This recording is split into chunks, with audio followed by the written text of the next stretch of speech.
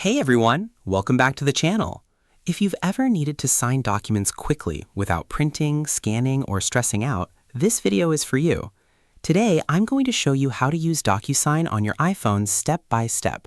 Super easy and beginner friendly, and it works the same on both iPhone and Android. So let's jump right in.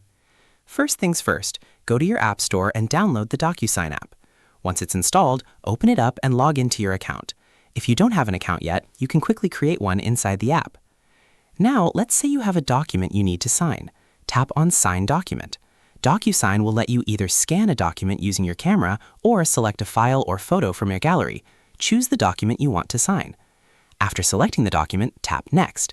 The app will now ask you to create your initials and then create your signature. You can draw it directly on your phone screen using your finger or stylus.